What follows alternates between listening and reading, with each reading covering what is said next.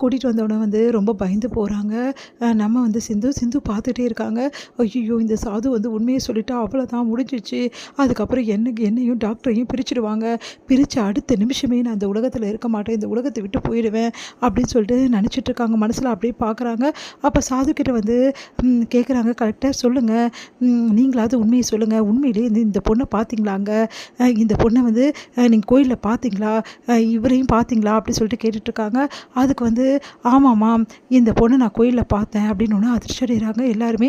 நீங்கள் என்ன சொல்கிறீங்க, எத்தனை மணிக்கு பார்த்தீங்க? சுமார் காலைல ஒரு 6 மணி இருக்கும். 6 மணிக்கு கோயிலில் இந்த பொண்ணை நாங்கள் பார்த்தோம், இந்த பொண்ணுக்கு கல்யாணம் ஆகிறதே நாங்கள் பார்த்தோம் அப்படின்னு ஒன்று அதிர்ச்சி அடைகிறாங்க எல்லாருமே. என்ன இந்த சாது இப்படி சொல்கிறாரு, சாது ஏன் இப்படிலாம் பொய் சொல்கிறீங்க அப்படின்னா, இங்கே பாருங்கள் பொய்யெல்லாம் எனக்கு தெரியாது, பொய் சொல்லுன்ற அவசியமும் எனக்கு கிடையாது, நான் பார்த்தது உண்மை, நான் வரேன் அப்படின்றாரு. அதை கேட்டு அதிர்ச்சி அடைகிறாங்க எல்லாரும். இந்த சாது பொய் சொல்கிறாரு, இது உண்மை கிடையாது, இங்கே பாருங்கள் நீங்கள் சொல்கிற மாதிரி 24 மணி நேரம் வந்து இருக்கிற சாதுவையும் கூட்டிகிட்டு வந்தாச்சு, அவரும் இப்படி தான் சொல்கிறாரு, இதுக்கு என்ன சொல்கிறீங்க ரேகா அப்படின்னு சொல்லிட்டு கேட்குறாங்க. கரெக்டாக அதுக்கு ரேகா என்ன சொல்கிறது திரும்ப தவிக்கிறாங்க. உடனே வந்து சாது சொல்லிட்டாருன்னா அது உண்மைதாம்மா, ஏன்னா சாது வந்து பொய் சொல்ல மாட்டாங்க, அவங்க வந்து ரொம்ப வருஷமாக இங்கே இருக்காங்க, அவங்க கண்டிப்பாக பொய் சொல்ல சான்ஸே இல்லை அப்படின்னு சொல்லிட்டு அந்த கோயில் குருக்கள் வந்து சொல்கிறாரு. அதை கேட்டு எல்லாருமே அதிர்ச்சி அடைகிறாங்க. பார்த்தீங்கல்ல நீங்களே வந்து கூட்டின்னு வந்த ஆள் தான் இப்படி சொல்கிறாங்க, இதுக்கு என்ன சொல்கிறீங்க அப்படின்னு ஒன்று அதிர்ச்சியாக பார்க்குறாங்க. சிந்துக்கு ஒன்றும் புரியல. அப்படியே சாதுவை பார்க்குற சாது வந்து திரும்பி சிந்துவை பார்த்துட்டு அப்படியே கிளம்புறாரு. ஒன்றும் புரியாமல் சிந்து வந்து யோசிக்கிறாங்க. இங்கே இன்னொரு சாது அந்த சாதுக்கிட்ட கேட்குறாரு, என்ன ஆச்சு, எதுக்கு வந்து நீங்கள் அப்படி சொன்னீங்க, நான் என்ன சொன்னேன், அந்த பொண்ணுக்கு வந்து அந்த பொண்ணை பார்த்தேன் நீங்கள், சரி பார்த்ததுனாலும் அந்த பொண்ணுக்கு கல்யாணம் ஆகிடுச்சின்னு ஏன் சொன்னீங்க? பொண்ணு மனசாரா வந்து ஒருத்தனை ஏற்றுக்கிட்டு அவனே புருஷனாக நினச்சிக்கிட்டு மானசீகமாக தாலி கட்டிக்கிட்டா, அப்போது கல்யாணம் ஆகிடுச்சின்னு தானே அர்த்தம். அவங்க என்கிட்ட என்ன கேட்டாங்க, கல்யாணம் ஆகிடுச்சான்னு கேட்டாங்க, ஆகிடுச்சின்னு சொன்னேன். அந்த பொண்ணை பார்த்தீங்களான்னு கேட்டாங்க, பார்த்தேன்னு சொன்னேன். இந்த ரெண்டுமே உண்மை தானே அப்படி சொன்னோன்னா அதிர்ச்சி அடைகிறாரு இன்னொரு சாது. வந்து சந்தோஷம் தாங்க முடியல சிந்துவுக்கு. அப்படியே வந்து தண்ணியை மறக்கிறாங்க. அந்த கடவுளோட துணை இருக்கிறதால தான் எனக்கு வந்து மறுபடியும் வந்து டாக்டர் கிடச்சிருக்காரு. கடவுளே நான் இன்னும் இந்த உலகத்தில் வாழணும்னு நீ முடிவு பண்ணியிருக்க, என்னை டாக்டர் ஏற்றுக்கினாருனா போதும் அப்படி சொல்லிட்டு நிம்மதி அடைகிறாங்க.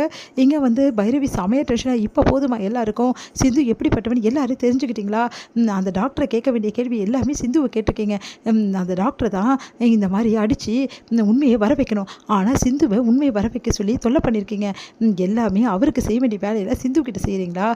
இப்போ வரைக்கும் நானும் பார்த்துட்ருக்கேன், சிந்து படிக்காதவன்னு என்ன வேணாலும் பண்ணலாம்னு நினைக்கிறீங்க. அவளோட தங்கச்சி நான் இருக்கேன், அதனால் நீங்கள் எல்லாம் பண்ணுறதுக்கு நான் விட மாட்டேன் மேடம், இதுக்கு நீங்கள் சிவியர் ஆக்ஷன் எடுத்தே தீரணும், அப்படி எடுக்கலைன்னா நான் வேறு மாதிரி பண்ண வேண்டியது இருக்கும். நீங்கள் கவலைப்படாதீங்க பைரவி, நான் பார்த்துக்கிறேன்.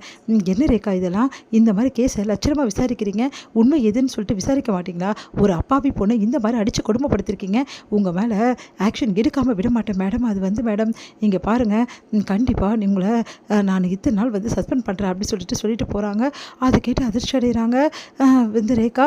அடுத்து வந்து இங்கே என்ன பண்ணுறாங்க, இங்கே பாருங்கள் எல்லா பிரச்சனையும் தேர்ந்துச்சு, சிந்து வெளியே வந்துட்டாங்க, இதுக்கப்புறம் எந்த பிரச்சனையும் இல்லை, எல்லோரும் கவலைப்படாதீங்கன்னா எல்லாருமே நன்றி சொல்கிறாங்க. கரெக்டாக ரொம்ப நன்றி அப்படின்னு சொல்லிட்டு எல்லோரும் சொல்கிறாங்க. சிந்துவை பத்திரமா பார்த்துங்க, சிந்து நீ பாவமா, கவனமாக இருமா, இனிமேட்டு எதுவாக இருந்தாலும் என்கிட்ட கேளுமா அப்படி சொல்லிட்டு போகிறாங்க.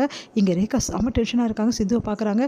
இப்போ நீ தப்பிச்சிருக்கலாம் சிந்து, நீ என்ன வேணாலும் வந்து நடந்திருக்கலாம், கூடிய சீக்கிரம் நீ மாட்டு வெடி அப்படி சொல்லிட்டு போகிறாங்க ரேகா. இங்கே வந்து பார்த்துட்டு அப்படியே முறைச்சிட்டு வந்து அங்கேருந்து போகிறாங்க ஸ்னேகா. எல்லாருமே வந்துச்சு இப்படி ஆகிடுச்சுன்னு டென்ஷன் ஆகிறாங்க.